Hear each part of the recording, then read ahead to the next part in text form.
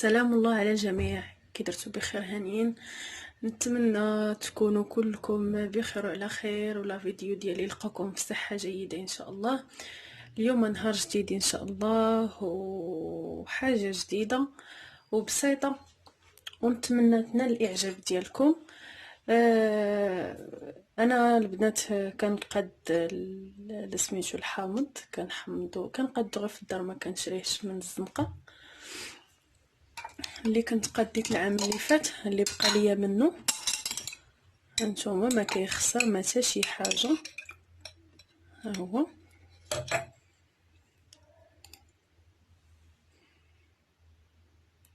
كيجي صراحه زوين. هادشي اللي بقى ليا منه خوات سطلو درتو في هاد القرعه. دابا البنات غندوز الطريقه البسيطه انا اللي كندير. عندي الحامض 2 كيلو ديال الحامض، من بعد ما غسلته ونقيته مزيان هانتوما كي كتلاحظوا. وعندي سطل يعني اللي غيهز لك 2 كيلو، وعندي الملحه والماء. انا انتما غادي تشوفوا شحال غادي ندير.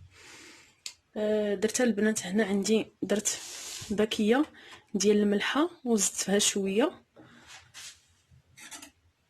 والحامض ديالي ندير له بحال هاد الطريقه هانتوما، بحال هكا.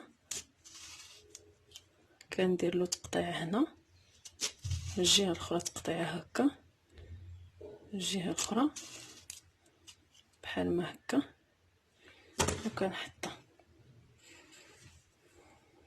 عاوتاني واحده اخرى. هانتو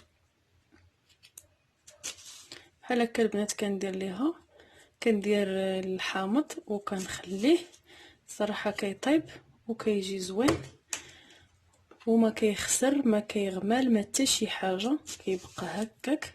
واللي عندها دابا انا ما متوفرش عندي، اللي عندها اوراق عصا سيدنا موسى يمكن ليها ديرهم كمون السيمين، كيجي صراحه زوين. ها هو بحال هكا، وكتبقاو مستمرين بهذه الطريقه حتى كتكملوا الحامض ديالكم.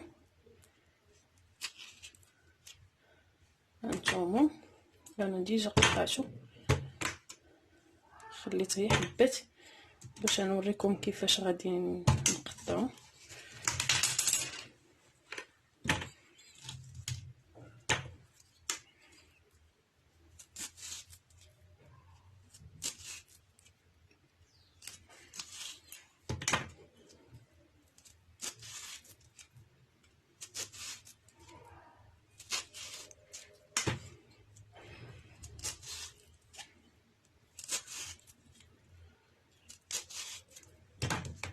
ثلاثه ديال التقطيعات اولا 4 ديال التقطيعات اللي درتو.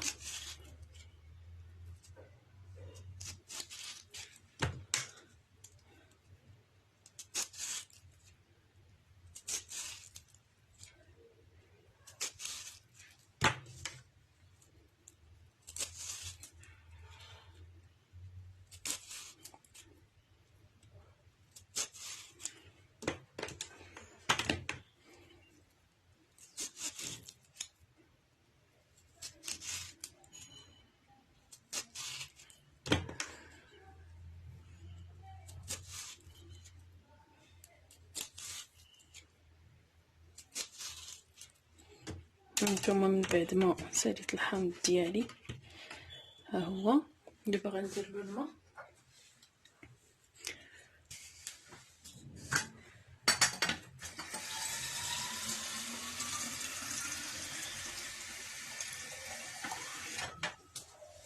بسم الله.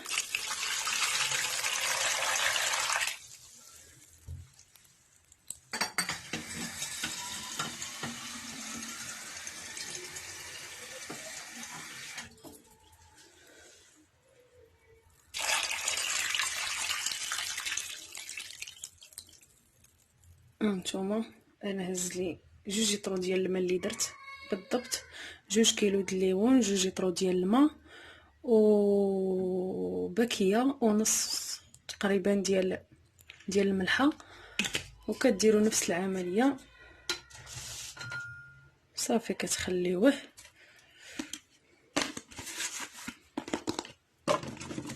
كنخليوه في شي بلاصه يعني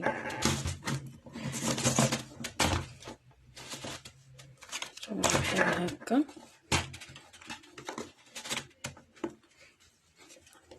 ومن بعد كديروا له بحال هكا باش تهبط ديك الملحه فيه.